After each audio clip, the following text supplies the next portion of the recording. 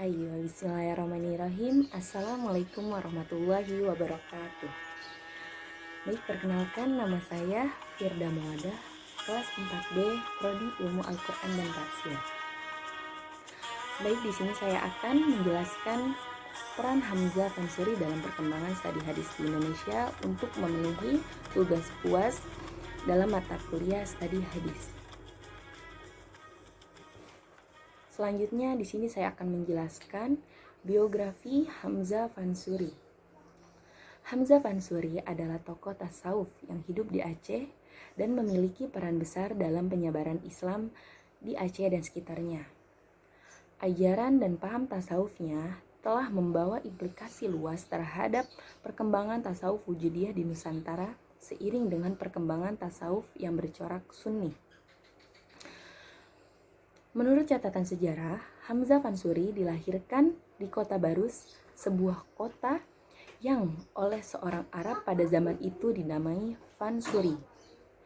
Nama ini yang kemudian menjadi lakop atau sebutan yang menempel pada nama Hamzah, yaitu Al-Fansuri.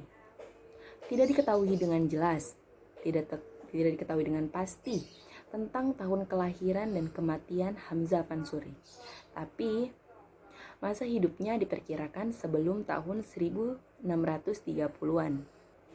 Karena Syamsuddin Al-Sumatrani yang menjadi pengikutnya dan komentator buku dalam Syarh Rub Hamzah Al-Fansuri meninggal pada tahun 1630 melalui karya tulis Syarh Al-Ashikin.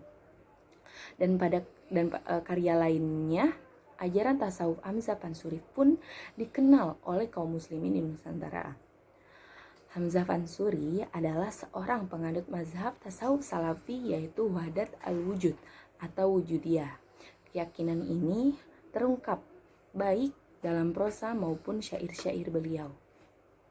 Baik, selanjutnya di sini saya akan menjelaskan karya-karya Hamzah Fansuri.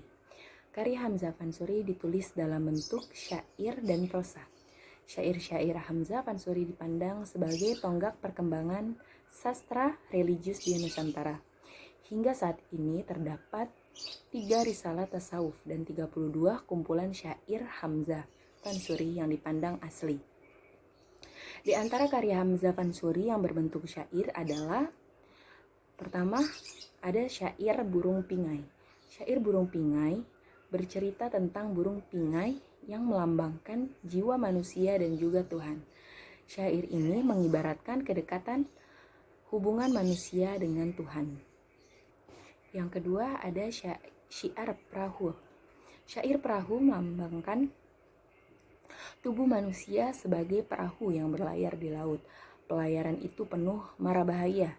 Jika manusia kuat memegang keyakinan la ilaha illallah, maka dapat dicapai tahap yang melebur perbedaan antara Tuhan dan hambanya. Yang ketiga, ada syair dagang. Syair dagang berbeda dengan syair-syair Hamzah lainnya yang bersifat mistis dan melambangkan hubungan Tuhan dan manusia. Syair dagang menceritakan tentang kesengsaraan seorang anak yang hidup di rantau.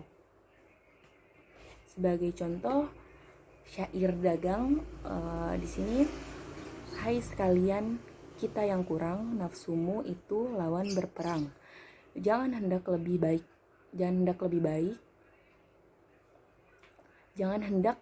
baiklah kurang, janganlah sama dengan orang.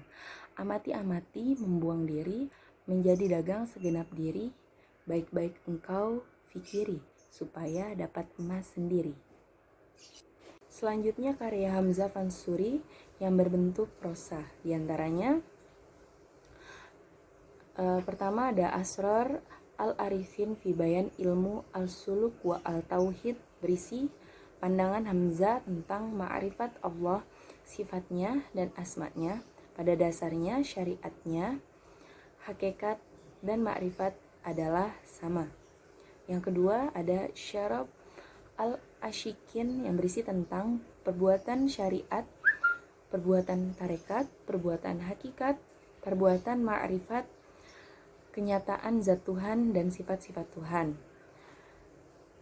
Yang ketiga ada al-muntahi, yang keempat ada al-muhtadi, dan yang kelima ada Rubai Hamzah Fansuri. Selanjutnya saya akan menjelaskan pengaruh karya Hamzah Fansuri dalam perkembangan kajian hadis di Indonesia.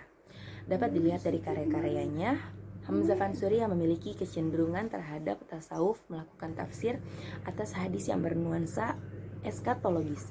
Dari identifikasi atas petanda-petanda yang digunakan, syair-syair dalam syair perahu memiliki keterkaitan erat dengan hadis-hadis Nabi yang bernuansa eskatologis. Petanda-petanda yang dituju dalam syair-syair sesuai dengan makna dan signifikasi yang dituju oleh hadis yang dirujuknya. Terdapat dua kategori petanda yang ditinjau dari aspek objeknya yang digunakan oleh Hamzah Fansuri, yakni icon dan indeks. Kedua petanda ini digunakan untuk mempertahankan kecocokan makna agar tidak keluar dari makna asli yang hendak dituju. Baik, cukup sekian penjelasan saya mengenai peran Hamzah Fansuri dalam perkembangan kajian hadis di Indonesia. Kurang lebihnya saya mohon maaf.